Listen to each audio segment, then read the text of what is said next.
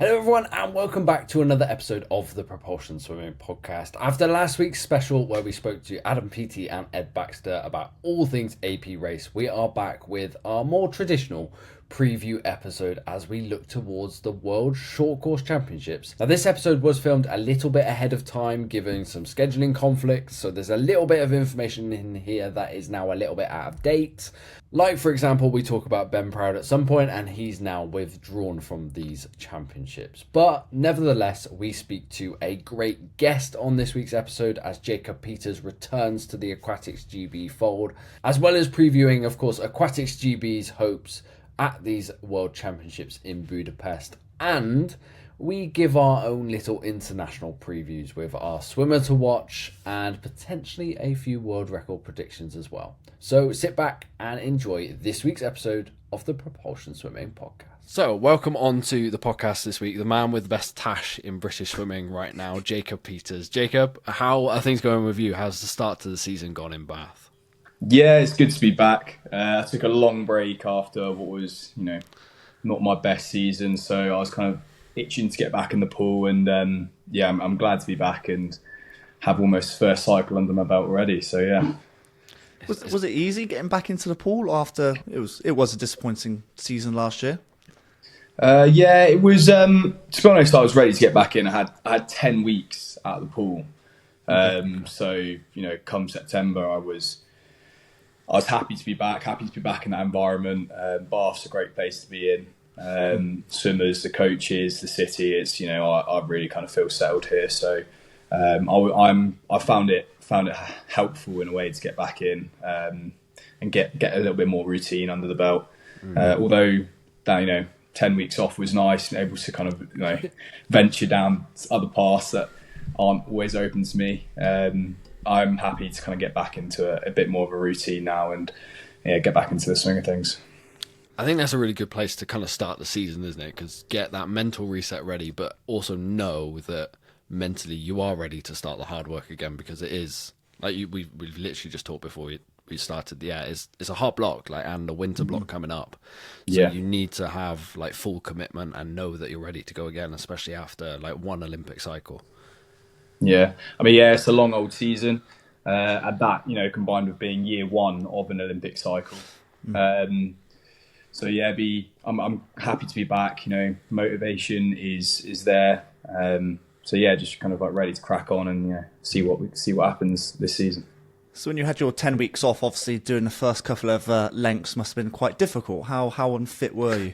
To be honest, I wasn't in too bad a shape. I didn't touch swimming pool, but I still went to the gym fairly consistently, and I live a somewhat active life. And although I wasn't in the pool, I still was in the sea quite a lot. And I did a peer to peer actually. I did two peer to peers, Bournemouth Pier to Boscombe Pier, and it was. I actually broke my toe because I obviously swam there and ran back, and I jumped over a groin and twatted my toe onto the groin, and then I broke my toe. I didn't know it was broken until I came back to training actually and got Kelly, our physio, to have a look at it. And she was like, "Yeah, you probably broke it." And she was like, "Do you want to get a scan?" I was like, "Well, there's not really much I can do about it anyway, is there really?" But that was pretty much fully mended by the time I came back to swimming anyway, so it wasn't really an issue. I was going to say, there's some advantages of having Cornwall as your kind of home place that you can go and relax and just switch off.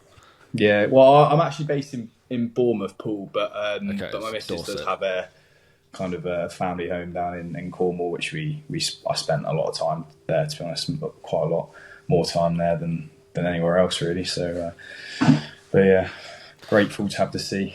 Yeah, definitely. So let's look forward to what's coming up in a few weeks away now as we're recording. So short course racing is just around the corner. So for you, what's the key when it comes to short course racing? What are you focusing on? Well, short course swimming in general is quite kind of technical around turns, starts and stuff. That comes into play even more so. Short course, obviously, there's double the amount of turns. Which isn't always my strong point actually, but if anything, it kind of just gives me an extra opportunity to really practice those turns, spot the walls properly, spot my finishes, kind of work my underwaters, and in that way I can it offers more race practice than needed for long course. So although short course is great and I love racing short course, at the end of the day, long-term goals, the big meets are all long course. You've got the Olympics, obviously, and then World Championships, Commonwealth Games, all that sort of stuff. They're all long course. So, but what short course does is really kind of allow you to practice those turns, starts, finishes like a lot more than usual. Is there a different kind of pressure then, racing short course compared to long course? Because the bigger, more major meets are long course? Not so much. I'm still going to turn up. I'm still going to, try my best and try and win and try and do kind of like break British records, Commonwealth records and stuff. I had my eye on the 50 fly world record actually, but Ponty's made that a little bit tougher. It's a bit fast now. So I mean, we'll just have to see what we can do in that, and it's first cycle of the season. It's more of a fun competitive way to kind of like just gauge where I am and where I need to be by come April, and then hopefully come summer as well. Yeah, it's almost like a completely different season woven into part of your season. Like short course racing, at the end of the day, there isn't a huge amount of pressure that comes with it. Like, it is skills, it is fun, it's incredibly fast. It does set you up though for the rest of the year. It is worth focusing on. Like, you could easily in your season say, you know what, I'm just going to target long course. I'll skip over this part of the year. Yeah. Is there a reason you haven't skipped over it, if that makes sense? Well, I think it would be a long old slog going through September straight to April. I think what short course does is it kind of just, although not necessarily 100% relatable to long course, it does, refine skills, and also it's well placed to break up the season just a little bit more.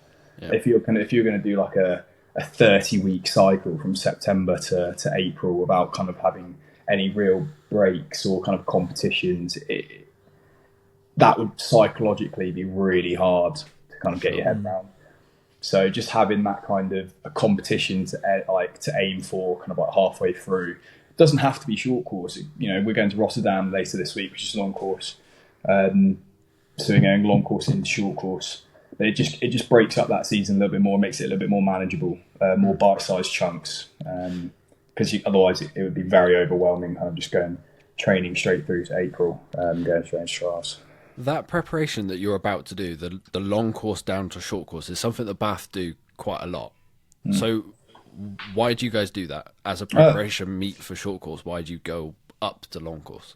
Well, we started 2 years ago going to Rotterdam. Firstly, it's a great meet. Atmosphere is good. Lovely place, kind of, fast pool. Secondly, long course is harder physically. You obviously get less kind of rest periods. Not really rest periods, are they? But kind of it's a lot like you ask anyone. Long course most of the time is harder doing the same event than a short course. So what it does is it kind of just like we get that under our belt, and then it's almost makes short course seem a little bit easier when we go into it. So it's a psychological thing. It's psychological. Right, okay. And it seems to have worked over the last couple of years. We've swam kind of decent long course because we go to Rotterdam kind of like in a weird place, like halfway through taper. Sure. Maybe we'll do something really good. Maybe we'll be at that stage where we're just not feeling great and we do something bad. But it's more of a process meet, and it's more just to make that short course meet a little bit easier. But yeah, it's something we only started doing 2 years ago, and it's worked well. So we're just going to carry on doing it, really, I guess. And speaking of processes, you say your turns need work. I've always thought that your underwaters were relatively strong. So what part of your turn are you sort of alluding to then? Yeah, well, if you break down my race, my off the wall to 15 is where I actually lose quite a lot of speed, a lot of time. Okay. So I like if you just compare it to kind of like Joe, for example, at trials, I think he took like 0.5, 0.6 off me just in those 15 meters. I always thought it was a rotation speed issue, but apparently my rotation speed is pretty good. But yeah, it's just, you wouldn't, like, I always thought I was pretty good underwater as well, to be fair. Like, look at my start, and like, my start's on my key areas. Yeah, so it's just something I've been working on. And again, come short course, it's just one of those, it's highlighted even more. So just kind of like be able to practice hitting those those underwaters off the wall fast. And if I can do that short course, then it should be fairly easy long course. So how has your preparation leading into Budapest gone so far, like before taper? Yeah, I mean, I think it's gone really well. Looks very polarised. My training is very polarised, obviously being a bit more of a sprinter. But I take it a step further, obviously not quite as far as the likes of Benny P, but still kind of doing like between 30 and 35k a week. But my aerobic work is like fairly low aerobic, A1, A2, but then my fast stuff is like obviously really fast. And that's kind of led to me being even stronger in the gym than I am normally at this phase. So 2 weeks ago, hitting kind of like 1 RMs in the gym, and I PB'd in everything, which I don't normally do in a cycle until around February, March. I don't normally start hitting PBs until the second cycle of the season. So physically, I'm in a great shape. Whether I can then kind of like translate that into the pool, you know, we'll have to wait and see. What's your aim going into Worlds? For me, I just kind of like want to just enjoy being around the Team GB environment again. Obviously, I missed out this year, and I did Seti Collie by myself, and kind of just like watching the athletes, kind of obviously the Olympic team there. You just don't get the same feelings of racing as you do when you go by yourself. But I was kind of like in amongst kind of like and people like uni teams and stuff like that. The environment's just not the same. You could be, 10, 20 meters away, but just like the professionalism and the kind of like the team spirit and the team environment, like that's what I want to kind of like feel again. I want to go, I want to be part of the team. I want to swim fast. I want to cheer on my teammates, and kind of that's what I missed the most, I think, last year. And that's kind of what I want. I just want to kind of get that feeling back again, and then obviously with that, hopefully do some fast swim as well.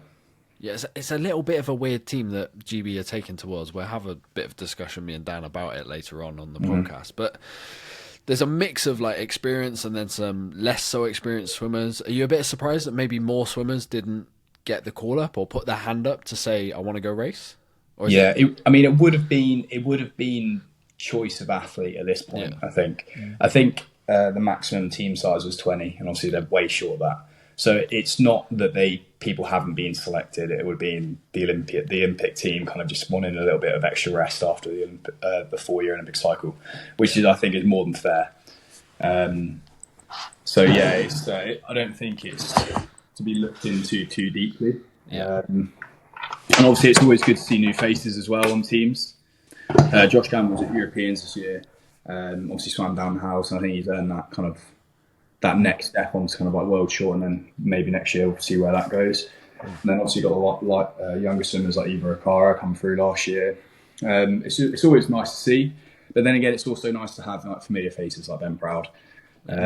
Probably one of my favourite people on the in the swimming world, not even just in British swimming. I think he's just such a humble guy, and obviously I was so happy to watch him get that final Olympic medal. I think the whole country was, I just kind of like, as I said, I just can't wait to be in that environment again and just be around all the great athletes that British swimming produce. Aquatics GB. Oh God, that slip of the tongue's going to be there for a while. I tell you what, you've just mentioned Benny P. Do you reckon he's up for doing 100 short course so that we've got a medley relay? The relays are 50 short course. Ah, perfect then. Yeah, it's ideal for him. Yeah, I think the last time I saw Benny P do 100. It was ISL, wasn't it? Something like that. The most memorable time that I can remember Benny P doing 100 was commies, my first ever commies, 2018, the men's medley. He went up against Chalmers on the last length, on the last thingy. And to be fair, I think he swam quite well. I think split 47 high or something like that. But yeah, obviously it's just that. I think that kills him for a good couple days. It would ruin. But relay spinning 50s obviously is great as well, because we've got a good chance at medaling, definitely finaling, with Benny P on the free, Ollie Morgan on the backstroke, Archie Goodburn on the breaststroke, and then me on the fly. Yeah, so it's we'll have to wait and see, obviously. But yeah, that would be it's a good cracking relay, that. So with it being a smaller squad, is it something that affects mindsets during the meet, whether positive or negatively, because there's less atmosphere, the spirit is not as high if there was more people, obviously? Yeah, I don't think so, especially this case being in Duna Arena, because obviously we know how much Hungary love their swimming. The atmosphere is going to be there anyway. The Hungarian people bring the atmosphere. I think what a smaller squad allows for is everyone can be together. Everyone can kind of have a chance at speaking to everyone. It's a lot easier to kind of get a group, kind of like everyone sitting at the same table for dinner, for example. Whereas if you've got a team of 30, there's always going to be like little mini groups within that. Yeah, sure. That's not a bad thing. Obviously, everyone's kind of got their best friends on teams and stuff. What a big team does is it kind of allows more, as you say, team atmosphere within the camp. If you're going up to a race and you've got 20 people around you going like shouting for your name to go, obviously you're going to get a bit more pumped up than if it was just kind of like 2 or 3. But I think at this stage, if you don't know how to pump yourself up or get ready for a race, then it helps obviously with the team there being there. But yeah, it's not, we're going to swim well either way. So yeah. Now, you might have already given this question or answer away, but who are you most looking forward to watching from Team GB? Well, Ben Proud and that 53 is going to be, what was he, 100th, 200th away from a world record last time in Otterpenny? Yeah, it was far away. Yeah, that would be a great race. Obviously, just high off of the Olympic Games. I don't know what he's been doing the last couple of months, so we'll have to wait and see. But that would be a good race.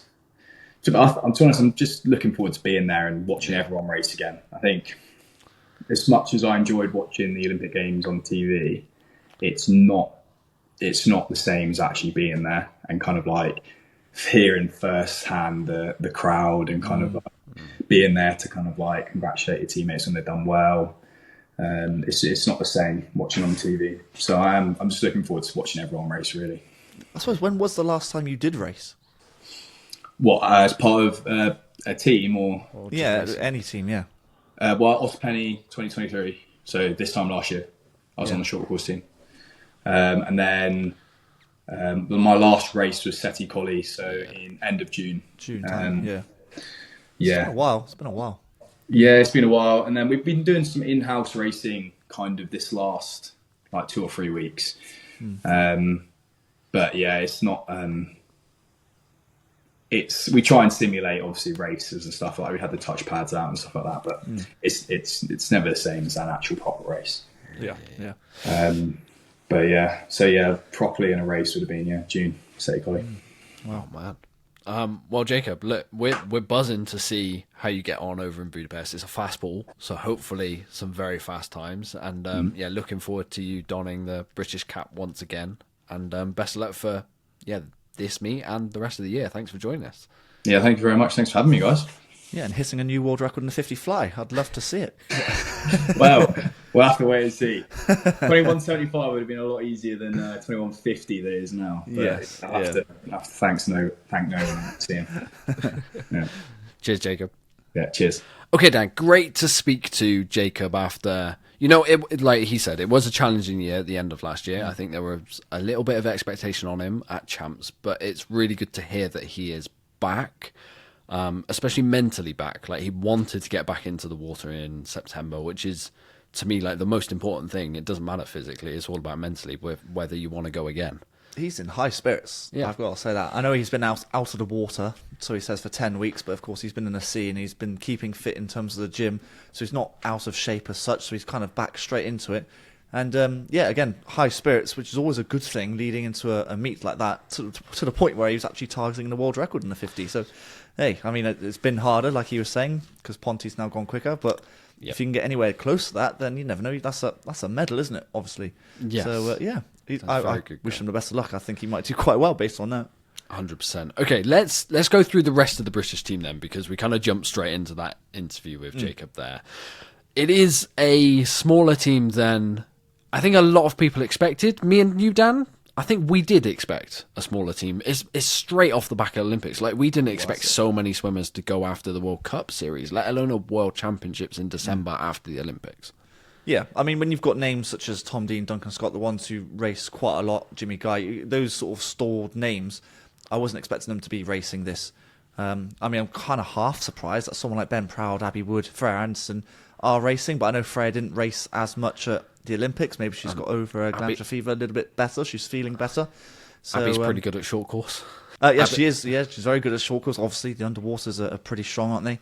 I was expecting quite a few of the Olympians to have a rest and more younger swimmers to kind of come through, and that's kind of represented here, although there are some very experienced swimmers as well. So let's go through the list of swimmers who are going then. So you've got Freya Anderson, Amelie Bloxage, Angharad Evans, Josh Gammon, Archie Goodburn, Max Litchfield, Ollie Morgan, Eva Acaro, Jacob Peters, Ben Proud, and Abby Wood. Like we said in our quick chat with Jacob beforehand, it's a blend of youth, a blend of experience.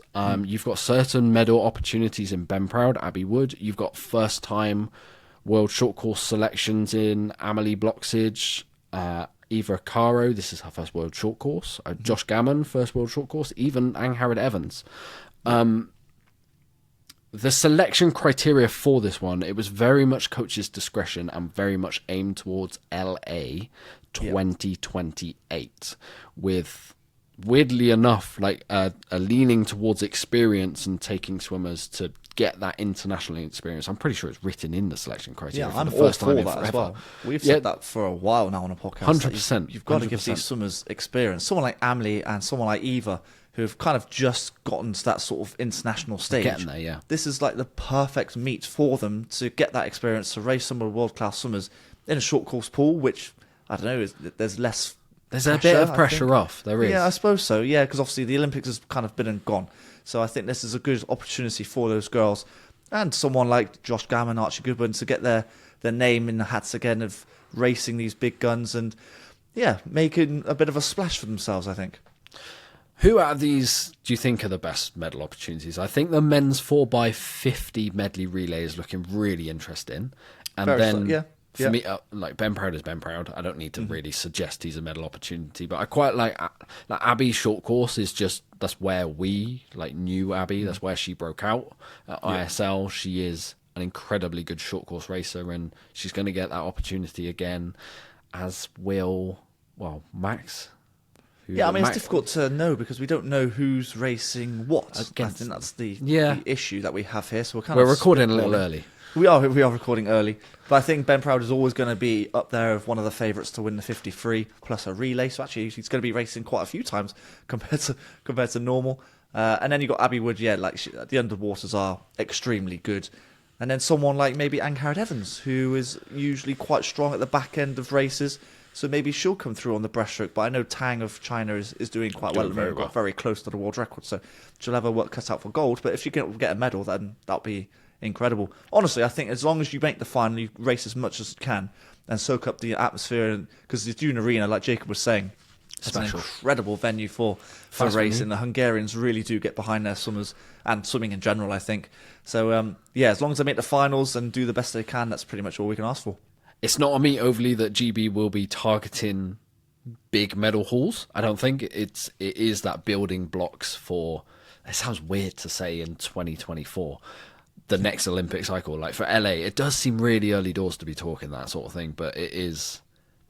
It's not so much building in terms of performances; it's building in terms of mental experience. I would say. So when you've got young swimmers like Amelie and Eva, and you've got then another 4 years of this blocking experience to build up on. In 4 years' time, actually, they might be in a really, really good place, training-wise, mentally, all those sort of things, race sharpness, race experience, all those things, which then puts them in a good place for LA, which is ultimately what Team GB wants, you know?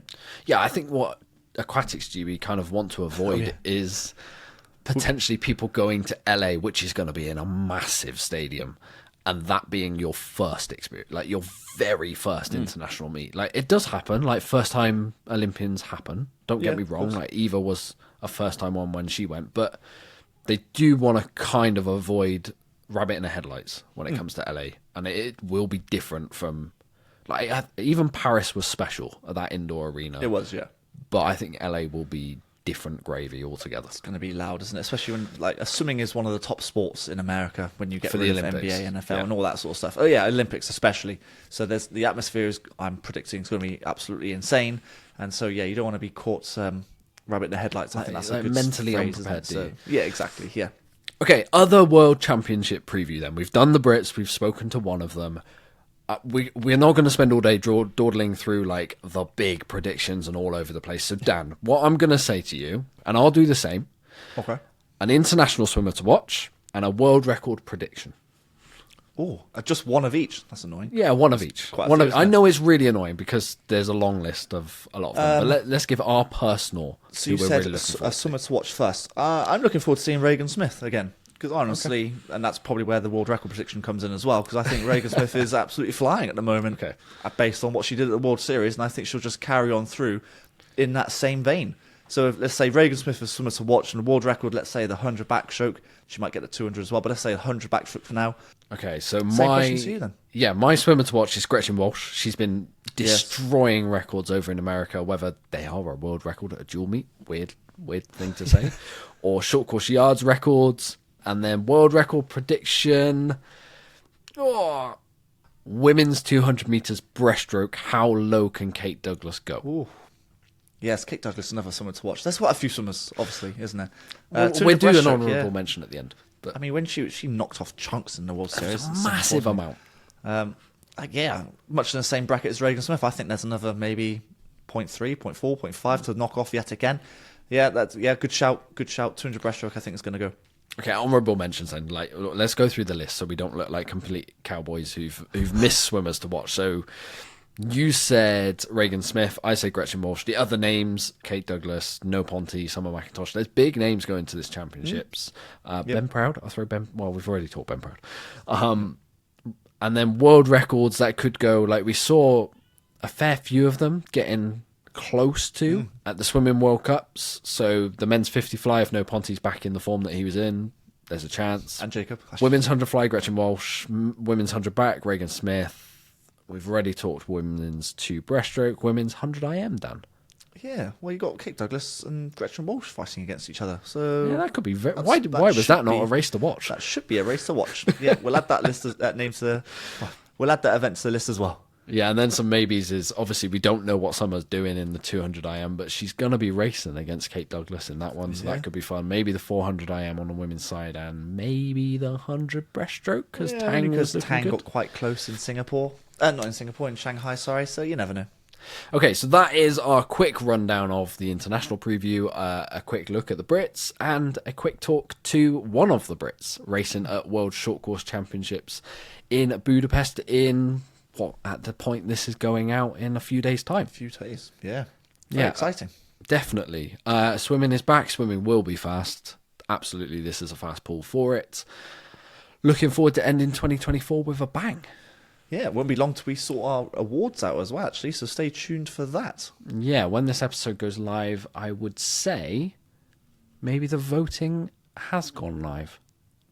Yeah, hopefully the voting has gone scratching live. my head on dates here, so yes, it's there or thereabouts, isn't it? It's there or thereabouts. If not, pay attention to our Instagram. That's where the voting for some of our awards so that you guys can have your own opinions will be open. Yeah. Okay, that just about rounds up this week's episode of the Propulsion Swimming Podcast. Me and Dan will be back in 2 weeks' time after the World Championships to review them, to talk about the top races, the top swimmers, see how the Brits got on. And then, like Dan said, our award show is coming fast after that. So make sure you're subscribed on Apple Podcasts, Spotify, and YouTube. And me and Dan will see you in 14 days. Yeah, thank you for listening, everyone, and we'll catch you on the next one. You've been listening to the Propulsion Swimming Podcast with Scott and Dan. We want to thank you for joining us and invite you to subscribe to the show, as well as checking out the Propulsion Swimming YouTube channel for weekly tutorials and videos to get your swimming fix. We will be back next week. Until then, we'll catch you on the next one.